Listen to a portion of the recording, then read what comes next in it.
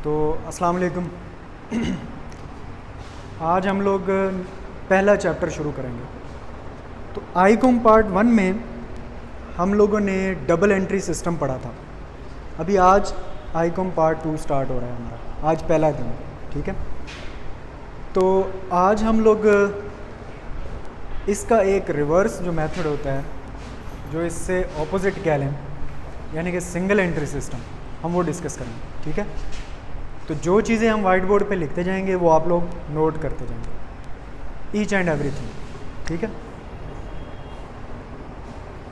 Icom part 2 में आपने Icom part 1 में आपने डबल एंट्री सिस्टम पढ़ा था, यानी कि डेबिट क्रेडिट वाला सिस्टम पढ़ा था।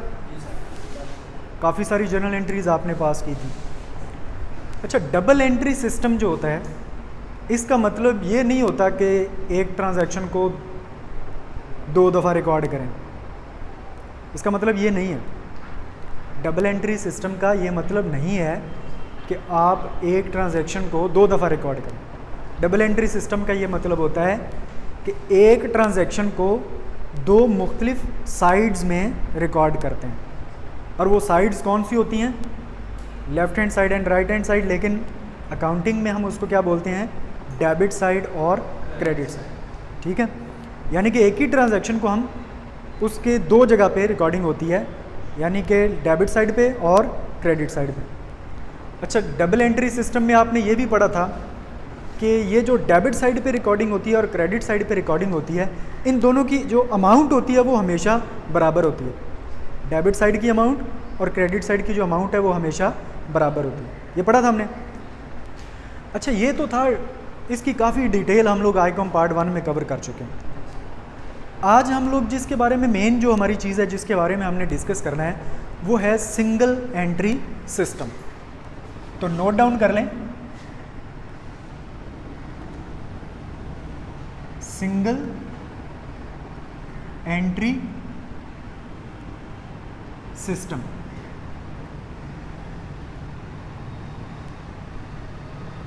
अकाउंटिंग में मेनली ये दोनों डिस्कस होते हैं, double entry system and single entry system, ठीक है। तो सिंगल एंट्री सिस्टम का एक और नाम भी है, इसको अकाउंट्स फ्रॉम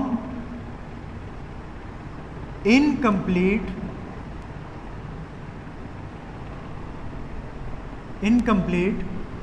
रिकॉर्ड्स भी कहा जाता है। यानी कि इस सिस्टम को हम लोग इनकम्प्लीट सिस्टम भी कहते हैं, नामुकम्मल सिस्टम जिसे हम कहते हैं, ठीक है। तो इनकम्प्लीट रिकॉर्ड, अगर आपको इसकी डेफिनेशन याद हो, आईकॉम पार्ट 1 में इसकी डेफिनेशंस भी हुआ करती थी, जो आप लोग शॉर्ट क्वेश्चंस पढ़ते थे, तो वहाँ पर आपने डबल एंट्री सिस्टम की, सिंगल एंट्री सिस्टम की डेफिनेशंस पढ़ी थी।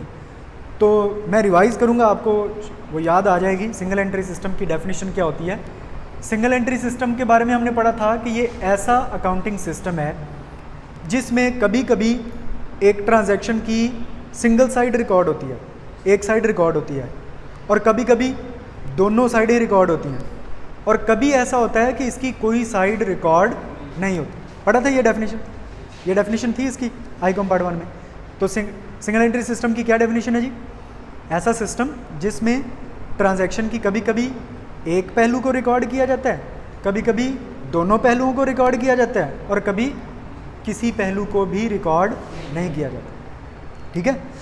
तो अब इसमें होता क्या है फिर, इसमें क्या क्या चीज़ें मेनली रिकॉर्ड की जाती हैं सिंगल एंट्री सिस्टम में? इसमें सारी चीज़ें रिकॉर्ड नहीं होती। अभी हमने इसकी डेफिनेशन में भी पढ़ा कि कभी एक साइड रिकॉर्ड होती है, कभी कोई साइड रिकॉर्ड नहीं होती। तो इसका क्या होता है, अकाउंट्स फ्रॉम इनकम्प्लीट रिकॉर्ड्स में क्या होता है कि हम लोग नॉर्मली डे बुक बनाते हैं। इस सिस्टम में क्या बनता है? Day book. डे बुक का एक और नाम भी होता है, वो आपने आईकॉम पार्ट 1 में पढ़ा होगा। ये पढ़ा था?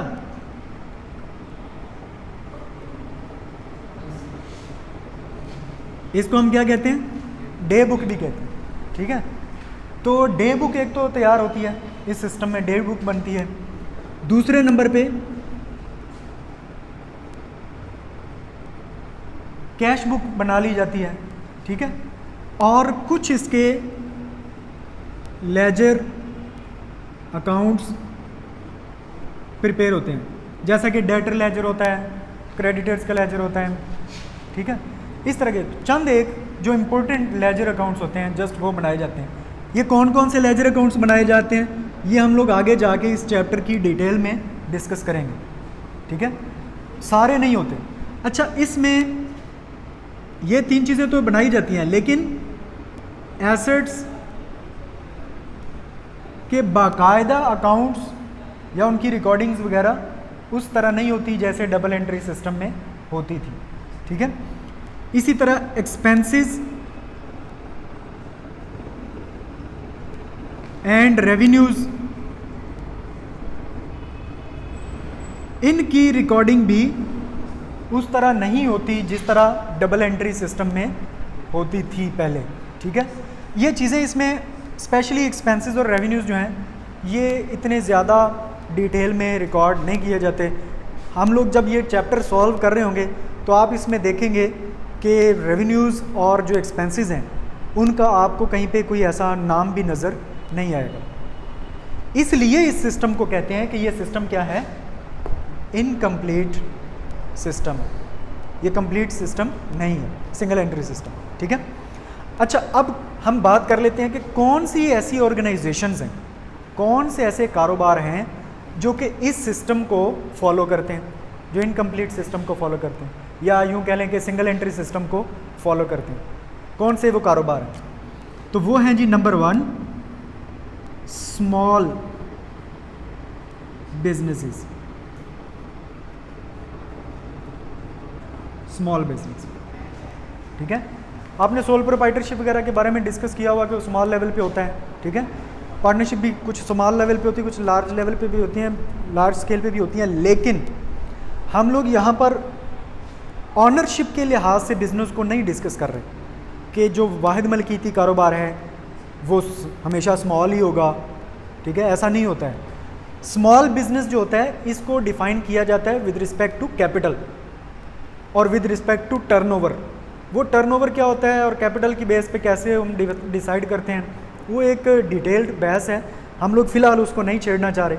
हम लोग बस इतना ही याद रखेंगे, अगर कहीं पर MCQs में या शॉर्ट क्वेश्चन में आपसे पूछा जाए कि कौन से बिजनेसेस जो हैं वो जो सिंगल एंट्री सिस्टम को फॉलो करते हैं, तो और ये ऑप्शन आपको वहाँ पर अगर नज़र आए तो आपने इसको चूज़ करना है। जो कि कंपनीज़ होती हैं, कंपनीज़ आपको पता है कि कंपनी जो है वो बड़े लेवल पे बिज़नेस होता है, तो कंपनीज़ जो होती हैं उनके लिए ये कंपल्सरी है, लाजमी है उनके लिए कि वो लोग डबल एंट्री सिस्टम को फॉलो करें। कंपनी कभी भी, जो business as a company registered हुआ है, वो कभी भी सिंगल एंट्री सिस्टम को अपने बिजनेस में इम्प्लीमेंट नहीं कर सकते। ये बात याद रखनी है आपने। ये शॉर्ट क्वेश्चंस के हवाले से भी इम्पोर्टेंट है और MCQs के हवाले से भी इम्पोर्टेंट है कि company can never use single entry system. और अगर आपसे पूछा जाए कि कौन सा बिजनेस इस्तेमाल करता है, तो फिर आप क्या कहेंगे, स्मॉल बिजनेसेस जो होते हैं वो इसको इस्तेमाल करते हैं। अच्छा, ये बिजनेस इस सिस्टम में भी, ये जो सिंगल एंट्री सिस्टम है, अगर कोई कारोबार इस सिस्टम के तहत अपने बुक्स ऑफ अकाउंट्स बना रहा है, तो जाहिर बात है जब उसका अकाउंटिंग पीरियड ख़त्म होगा तो उस कारोबार ने पता तो करना है कि जनाब मुझे इस अकाउंटिंग पीरियड के एंड पे प्रॉफिट हुआ या लॉस हुआ, ठीक है, पता तो करना है उन्होंने। आपने आईकॉम पार्ट 1 में पढ़ा था, फाइनल अकाउंट्स के नाम से चैप्टर एक डिस्कस किया था, फाइनल अकाउंट, जिसमें trading and profit and loss account बनता है और एक बैलेंस शीट बनती है, ऐसा आपने एक चैप्टर पढ़ा होगा। तो वहाँ पर आपने देखा होगा कि जो ट्रेडिंग अकाउंट है और प्रॉफिट एंड लॉस अकाउंट है वो एक्चुअली बनाया जाता है, वो अकाउंट बनाया जाता है क्या चीज़ मालूम करने के लिए, बिजनेस का प्रॉफिट और लॉस, बिजनेस को प्रॉफिट हुआ या लॉस हुआ, ये मालूम करने के लिए वो trading and profit and loss account बनाया जाता है, ठीक है। अच्छा, अगर आपको उसके क्वेश्चन याद हों, सवाल जो क्वेश्चन आता है, उस क्वेश्चन में आपको एक ट्रायल बैलेंस दिया जाता है, एक ट्रायल बैलेंस बना बनाया आपको दिया जाता है, और उस ट्रायल बैलेंस और कुछ नीचे उसके एडजस्टमेंट्स लिखी होती हैं। उस ट्रायल बैलेंस और एडजस्टमेंट्स की मदद से वहाँ से आप देख देख के आप प्रॉफिट या लॉस मालूम करते हैं, यानी कि trading and profit and loss account बनाते थे आईकॉम पार्ट 1 में, ठीक है। और वो जो trading and profit and loss account है और वो जो ट्रायल बैलेंस है वो एक्चुअली बनता है उन बिजनेसेस में जहाँ पर डबल एंट्री सिस्टम फॉलो किया जा रहा है। जो बिजनेस डबल एंट्री सिस्टम को फॉलो करते हैं वो क्या बनाते हैं, ट्रायल बैलेंस, और फिर ट्रायल बैलेंस की मदद से प्रॉफिट एंड लॉस अकाउंट बनाते हैं और वहाँ से उनको पता चलता है कि कारोबार को प्रॉफिट हुआ या लॉस हुआ। लेकिन ज़रा सिंगल एंट्री सिस्टम में आए, ये जो हमारा चैप्टर है इसमें क्या होगा, सिंगल एंट्री सिस्टम में मैंने कहा कि कुछ चीज़ें ऐसी हैं जो कि रिकॉर्ड का हिस्सा नहीं बन रही। अब रेवेन्यूज़ रिकॉर्ड नहीं हो रहे, एक्सपेंसेस प्रॉपरली रिकॉर्ड ही नहीं हो रहे। जब ये चीज़ें रिकॉर्ड ही नहीं हो रही तो ट्रायल बैलेंस बनाना मुमकिन नहीं। सिंगल एंट्री सिस्टम वाले कारोबार जो होते हैं, जो इस सिस्टम को फॉलो कर रहे हैं, उनका ट्रायल बैलेंस ही नहीं बन सकता। आपने ट्रायल बैलेंस में पढ़ा होगा कि ट्रायल बैलेंस की डेबिट और क्रेडिट साइड दोनों इक्वल होनी चाहिए, तो यहाँ पर तो चीज़ें ही मिस हैं, इसलिए ट्रायल बैलेंस बनने का सवाल ही पैदा नहीं होता।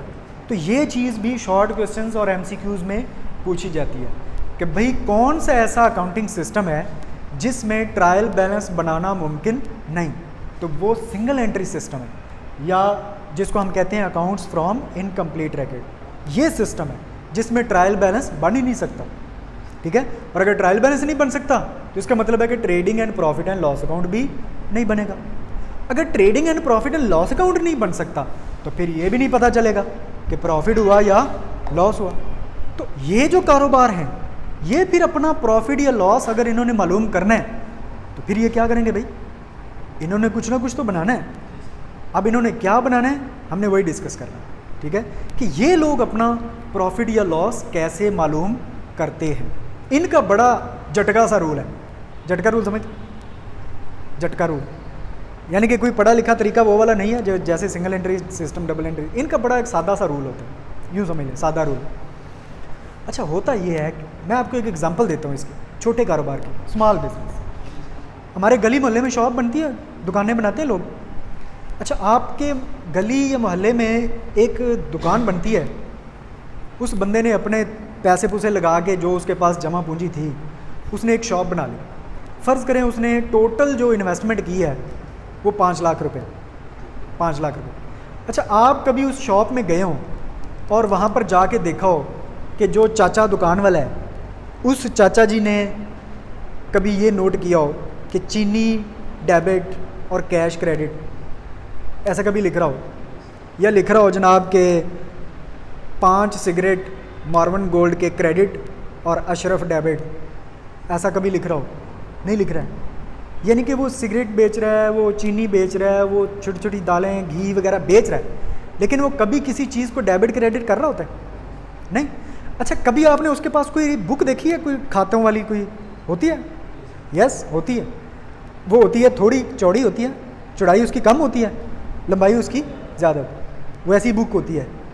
अच्छा उसमें अगर आप देखें, अगर आपने कभी वो बुक खोल के देखी हो, ये आमतौर पे वो बुक होती है जिस बुक में वो हमारे खाते लिखता है। जब हमारे घर से कोई बच्चा जाता है वहाँ पर चाचा जी की दुकान पे कि चाचा जी मुझे 2 किलो चीनी दे दें, घर में ज़रूरत है, तो अब्बू जी आएंगे महीने के बाद, जब उनको पे मिलेगी तो वो आके आपका खाता सारा क्लियर कर देंगे। ऐसा होता है, आम हमारे स्टोर्स में ऐसा होता है। तो हम लोग सारा महीना उस बंदे से, चाचा जी से उधार चीज़ें लेते रहते हैं, और वो जब भी हम कोई चीज़ उधार लेते हैं वो फ़ौरन वो वाली बुक खोलता है, वो खाते वाली, और उसमें वो एक पेज निकालता है। वो कौन सा पेज निकालेगा? जिस पेज के ऊपर हमारे वालिद साहब का नाम लिखा होता है, ठीक है, उस वो वाली बुक निकालेगा, वो वाला पेज निकालेगा, और पेज निकाल के उसमें वो लिख देगा 2 किलो चीनी, ऐसा ही लिखता है, आगे सामने उसकी रकम लिख देता है जितने की वो है, बस ऐसे ही करता है। क्या वो कभी ऐसा करता है कि चीनी क्रेडिट और अशरफ डेबिट, ऐसा डेबिट क्रेडिट तो नहीं वो चला रहा? वो डेबिट क्रेडिट के रूल्स को फॉलो नहीं कर रहा। इसका मतलब है कि वो डबल एंट्री सिस्टम को फॉलो नहीं कर रहा। तो फिर वो कौन सा सिस्टम फॉलो कर रहा है? अगर डबल एंट्री नहीं कर रहा तो फिर वो कौन सा कर रहा है? Single entry system. अच्छा अगले पेज पे क्या लिखा हुआ है? मोहम्मद अली का खाता। अगले पेज पे असलम का खाता। हर पेज के ऊपर उसने मोहल्ले के किसी बंदे का नाम लिखा हुआ है। ऐसा होता है? और वो सारी चीज़ें उसमें लिखी होती हैं, ऊपर एक नाम लिखा हुआ है। अच्छा, वो असल में क्या कर रहा है? ये जो मोहम्मद अली, असलम, अशरफ, जिनके सारे खाते बने हुए हैं, ये सारे लोग जो हैं ये उस चाचा जी के डेटर्स हैं, मकरूज़ हैं, ठीक है। वो क्या कर रहा है चाचा जी? चाचा जी असल में अपने तमाम डेटर्स के खाते बना रहा है, ठीक है, अपने तमाम डेटर्स के अकाउंट्स मेंटेन कर रहा है। तो यही हमने यहाँ पर डिस्कस किया था कि ये जो सिंगल एंट्री सिस्टम होता है, इसमें क्या होता है, लेजर अकाउंट्स बनाए जाते हैं। तो वो चाचा जी को पता है या नहीं पता कि वो कौन, वो तो जाने अनजाने में वो सिंगल एंट्री सिस्टम को फॉलो कर रहा होता है, उसको पता नहीं है कि मैं सिंगल एंट्री सिस्टम चला रहा हूँ। अनपढ़ चाचा जी जो हैं वो भी ये काम कर रहे हैं, जो 3-4 जमातें पढ़े हुए हैं, जो सिर्फ नाम वगैरह लिखना जानते हैं, जो सिर्फ चीनी लिखना जानते हैं, जो सिर्फ रकम लिखना जानते हैं, थोड़ा बहुत पढ़े लिखे हुए हैं, 4-5 क्लासें, तो वो भी क्या कर रहे हैं, सिंगल एंट्री सिस्टम को फॉलो कर रहे होते हैं, ठीक है। अच्छा, वो चाचा जी जो हैं, फ़र्ज़ करें वो 1 साल पूरा दुकान चलाते हैं, 1 साल के बाद कभी उन्होंने अपने बुक्स ऑफ अकाउंट्स बनाई हैं कि trading and profit and loss account बना रहे हो बैठे, या बैलेंस शीट बना रहे हो? ऐसा नहीं है। वो अपनी दुकान को साल के एंड पे जब उनको याद आता है ना कि हाँ यार आज तो वो डेट है, ये वो तारीख़ है जब 1 साल पहले मैंने ये दुकान शुरू की थी, माशाल्लाह आज तो 1 साल पूरा हो गया इस दुकान को। अच्छा, वो आप या तो उसके चेहरे पे मुस्कान देखेंगे, खुश हो रहा है, या फिर वो अफसुर्दा होगा उस तारीख पे आगे। खुश कब होगा? अगर उसको लगेगा कि दुकान पहले से अच्छी चल रही है, बढ़ रही है, जो 5 लाख से दुकान शुरू की थी माशाल्लाह अब उसमें जो सौदा ही पड़ा हुआ है वो 8 लाख का है, और बाकी जो उसके एसेट्स बन गए हैं, यानी कि दुकान में फ्रीज़र आ गया है, दुकान में माशाल्लाह एसी भी लग गया है, दुकान में एक नई टेबल आ गई है, दुकान में एक नई चेयर आ गई है, ये सारी चीज़ें जो हैं ये जनाब वो सारे एसेट्स भी बन रहे हैं साथ साथ। हो रहा है ऐसा? अच्छा, ये जो चाचा जी हैं ये इस चीज़ से अंदाज़ा लगाएंगे कि प्रॉफिट हुआ या लॉस हुआ। यानी कि अगर तो दुकान पहले से बढ़ गई है, अगर पहले से दुकान बढ़ गई है तो क्या हुआ? प्रॉफिट। और अगर चाचा जी बड़े बड़े अफसुर्दा बैठे हुए हैं, ओ यार मैंने जो 5 लाख लगाया था, सौदा तो 5 लाख का डाला था, अब वो भी 2.5 लाख का रह गया, तो चाचा जी को क्या हुआ है जी? प्रॉफिट हुआ कि लॉस? लॉस हो गया, ठीक है। ये जो सिंगल एंट्री सिस्टम होता है इसमें इस तरह अंदाज़ा लगाया जाता है, यानी कि जो इन्वेस्टमेंट है उसको देखा जाता है कि इन्वेस्टमेंट पहले से बढ़ गई है या इन्वेस्टमेंट पहले से कम हो गई है, ये क्या हो गया है। अगर तो इन्वेस्टमेंट पहले से बढ़ गई है तो इसका मतलब है कि कारोबार प्रॉफिट में जा रहा है, और अगर इन्वेस्टमेंट पहले से कम हो गई है तो इसका मतलब है कि कारोबार लॉस में जा रहा है। ये जो इन्वेस्टमेंट है ना, इसको नाम दिया जाता है नेट वर्थ। नाम क्या दिया जाएगा? Net worth. Net worth. आप इसको यूं भी कह सकते हैं, ये याद है ये लफ्ज़? कैपिटल पढ़ा था इकॉन पार्ट 1 में, यानी कि जो कारोबार का ऑनर का अपनी टोटल इन्वेस्टमेंट होती है उसको हम क्या कहते हैं? कैपिटल। और इसी का दूसरा नाम क्या है? Net worth. क्लियर होगी बात? तो नेटवर्थ में अगर इजाफा हो चुका है तो इसको क्या कहेंगे कि कारोबार को क्या हुआ है? प्रॉफिट। और अगर नेटवर्थ में साल बाद देखा कमी हो गई है तो इसका मतलब है कि कारोबार को क्या हो रहा है? लॉस। ये एक जर्नल इसका कॉन्सेप्ट बता रहा हूँ, ठीक है। इसकी बाकायदा कैलकुलेशन करेंगे, फार्मूला लिखेंगे कैसे ये कैलकुलेशन होती है, ठीक है। अभी जर्नल कॉन्सेप्ट।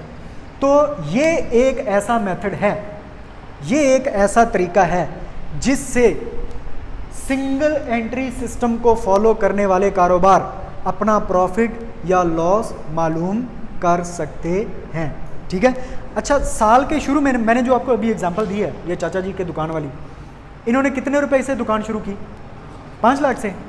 तो हम इसको कहेंगे कि जो इनकी ओपनिंग कैपिटल था या ओपनिंग नेटवर्क थी, ओपनिंग कैपिटल कह लें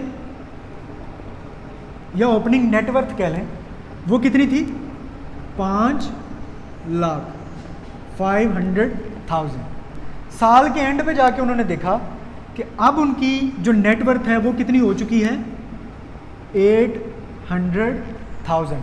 सपोज फर्ज कर लेते हैं कि साल के एंड पे जाके पता चला कि सामान जो टोटल है वो अब कितने का हो चुका है, 8 लाख का हो चुका है।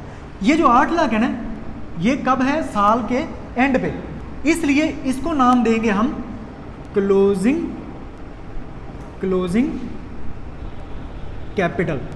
ठीक है, और कैपिटल का दूसरा नाम क्या है जी, नेटवर्थ। क्लियर होगी बात। अच्छा जी, अब प्रॉफिट कितना हुआ, प्रॉफिट कितना हुआ जी, 3 लाख। वेरी गुड, समझ आ रही है सारी, सिंपल है। साल के एंड पे अगर हमारा सामान 8 लाख का हो चुका है तो साल के शुरू में कितना था, शुरू कहाँ से हुए थे हम, 5 लाख से, अजाफा कितना हो चुका है, 3 लाख का। ये 3 लाख क्या है, प्रॉफिट। Is that clear.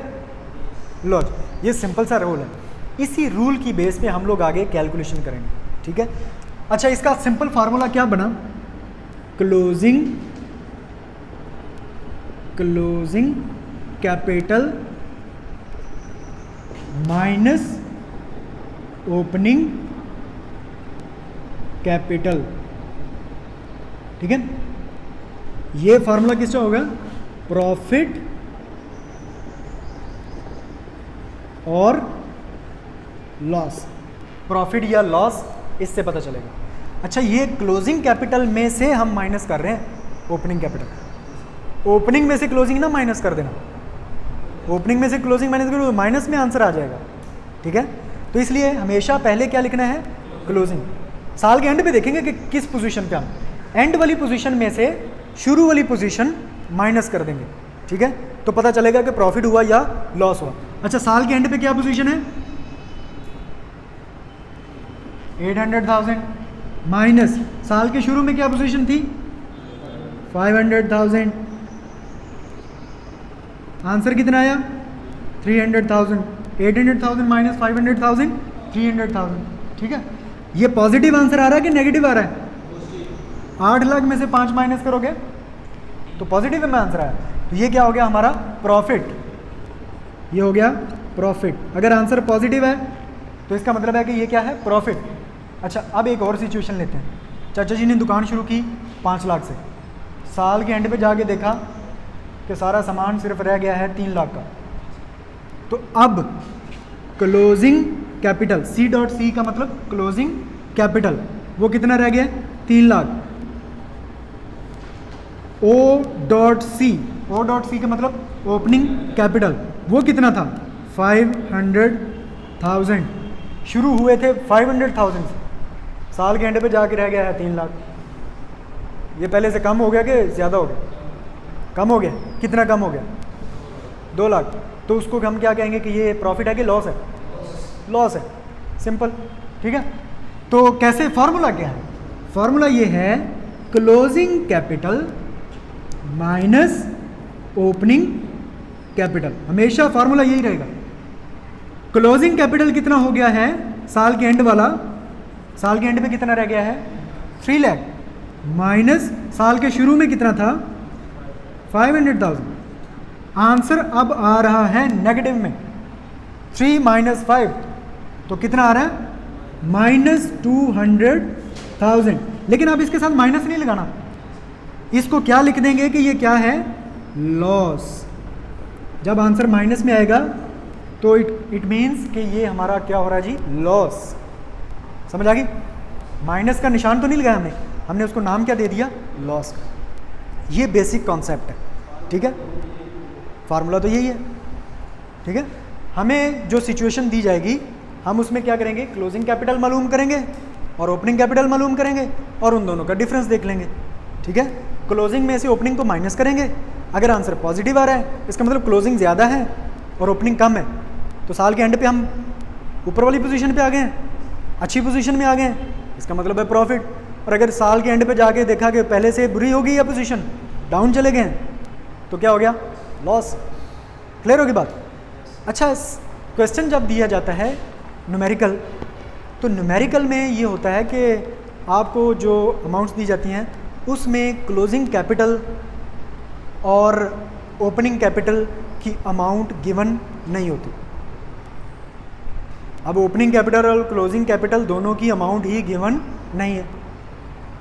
अब अगर क्लोजिंग कैपिटल भी नहीं दिया हुआ, ओपनिंग कैपिटल भी नहीं दिया हुआ, तो भाई हम प्रॉफिट कैसे मालूम करेंगे? प्रॉब्लम होगी ना। ये अगली प्रॉब्लम है नेक्स्ट लेवल, कि अगर क्वेश्चन में क्लोजिंग और ओपनिंग कैपिटल ही नहीं है तो फिर हम क्या करेंगे? पहले क्लोजिंग और ओपनिंग कैपिटल मालूम करेंगे और मालूम करने के बाद देखेंगे कि प्रॉफिट हुआ या लॉस हुआ। अब क्लोजिंग और ओपनिंग कैपिटल कैसे मालूम करेंगे, ये हमारा नेक्स्ट चैप्टर होगा, मतलब सॉरी नेक्स्ट टॉपिक होगा। ठीक है, यहाँ तक अगर कोई आपके जहन में क्वेश्चन है तो पूछ लें, रिवाइज कर लें इसको 1 मिनट में। ठीक है, रिवीजन में क्या है हमारा टॉपिक, क्या है? Single entry system. इसका दूसरा नाम क्या है? Accounts from incomplete rackets. आपकी बुक में ये पहला चैप्टर है। इसमें सारे के सारे अकाउंट्स वगैरह मेंटेन नहीं किए जाते, सारी बुक्स मेंटेन नहीं की जाती जो डबल एंट्री सिस्टम में की जाती हैं। चूँकि ये इनकम्प्लीट होता है सिस्टम, इसलिए इसको नाम दिया जाता है अकाउंट्स फ्रॉम इनकम्प्लीट रैकेट्स। इसमें जो मेनली आमतौर पे जो इसमें चीज़ें बनाई जाती हैं वो कौन कौन सी हैं? डे बुक है, कैश बुक है, लेजर अकाउंट्स हैं। ठीक है, अच्छा इसमें क्या नहीं बनाया जाता? ट्रायल बैलेंस इसमें नहीं बनता, एसेट्स के वो उस तरह कैलकुलेशन नहीं होती जैसे डबल एंट्री सिस्टम में होती थी। रेवेन्यूज़ एक्सपेंसेस का वैसे ही इसमें रिकॉर्ड नहीं रखा जाता। ये चीज़ें इसमें चूँकि मिसिंग होती हैं, इसलिए इसको हम लोग कहते हैं कि ये इनकम्प्लीट रैकेट है या सिंगल एंट्री सिस्टम है। कौन से बिजनेसेस इसको यूज़ करते हैं? Small businesses. कौन सा बिजनेस इसको यूज़ नहीं कर सकता? कंपनी। जो कंपनी है रजिस्टर्ड है वो सिंगल एंट्री सिस्टम को फॉलो नहीं कर सकती पाकिस्तान में। प्रॉफिट या लॉस मालूम करने के लिए क्या बनाए भाई? क्योंकि डबल एंट्री सिस्टम में तो ट्रायल बैलेंस बन रहा होता है, यहाँ पर ट्रायल बैलेंस नहीं है। वहाँ पर ट्रायल बैलेंस की मदद से हम trading and profit and loss account बना लेते हैं, तो प्रॉफिट या लॉस पता चल जाता है। यहाँ पर तो ट्रायल बैलेंस ही नहीं है, तो trading and profit and loss account कहाँ से बनेगा?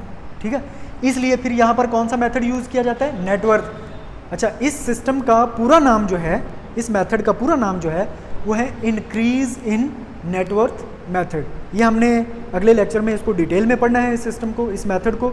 लिहाजा मैंने इसको अभी फ़िलहाल कंप्लीट नहीं लिखा, तो हम लोग जब इसको प्रॉपर मेथड के तौर पे इसको हम पढ़ेंगे, डिटेल में पढ़ेंगे, तो फिर हम इसका पूरा नाम लिखेंगे। तो वैसे ज़ुबानी आपको बता रहा हूँ कि इस मेथड का नाम क्या होता है? इंक्रीज़, अजाफा जिसे हम कहते हैं, इंक्रीज़ इन नेटवर्थ मेथड। ये पहला मेथड है कि क्या मालूम करने का? प्रॉफिट या लॉस। वैसे तो हम लोग 2 मेथड डिस्कस करेंगे, लेकिन पहले मेथड का नाम क्या है? Increase in net worth method. दूसरा मेथड कन्वर्जन मेथड है, वो जब शुरू करेंगे तो तब उसको डिटेल में डिस्कस करेंगे। क्लियर होगी बात? तो इस मेथड के तहत हम क्या करते हैं? नेटवर्थ का मतलब है कैपिटल, लिहाजा हम लोग क्या करेंगे? कैपिटल्स का मुवाजना करेंगे। कैपिटल शुरू में कितना था और कैपिटल एंड पे कितना है, साल के एंड पे। ठीक है, तो साल के शुरू में अगर कैपिटल कम था और साल के एंड पे ज़्यादा हो चुका है, इसका मतलब क्या है? प्रॉफिट, कारोबार को प्रॉफिट हो रहा है। और अगर साल के शुरू में कैपिटल ज़्यादा था और साल के एंड पे कम रह गया, तो इसका मतलब क्या है? कि कारोबार लॉस में जा रहा है। ठीक है, तो कैलकुलेशन हमने एक छोटी सी अमाउंट्स खुद से अज्यूम करके तो हमने समझा, सीखा कि ये कैसे वर्क करता है। ठीक है, लेकिन इसको डिटेल में हम लोग आगे डिस्कस करेंगे इंक्रीज़ इन नेटवर्थ मेथड में नेक्स्ट लेक्चर में। क्लियर होगी बात यहाँ तक? क्लियर? तो कल इंशाल्लाह यानी कि नेक्स्ट लेक्चर में हम लोग शुरू करेंगे इंक्रीज़ इन नेटवर्थ मेथड के तहत प्रॉफिट या लॉस कैलकुलेट करने की क्या क्या चीज़ें बनानी पड़ेंगी, क्या क्या अकाउंट्स बनाने पड़ेंगे या क्या क्या स्टेटमेंट्स बनानी पड़ेंगे, क्या करना पड़ेगा। तो ये इंशाल्लाह नेक्स्ट लेक्चर में हम लोग सीखेंगे। ठीक है जी, थैंक यू वेरी मच, अल्लाह हाफ़िज़।